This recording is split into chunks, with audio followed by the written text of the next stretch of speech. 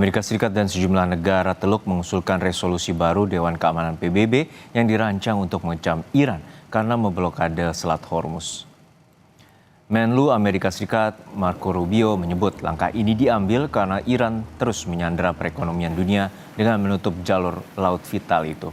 Resolusi akan mewajibkan Iran menghentikan serangan terhadap kapal dagang dan upaya untuk memungut tarif bea masuk pada pelayaran di Hormuz.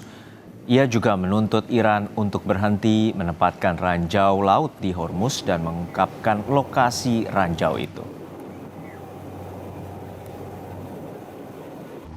The UN was supposed to be a place where you could peacefully resolve global conflict. Right now you have a country who is unlawfully, criminally, and illegally taking possession of an international waterway and blowing up commercial vessels and putting mines in the water. I don't know if people appreciate how outrageous this is, how unacceptable it is that any country would fire and try to sink commercial vessels or put mines in the water. Both of these things are illegal.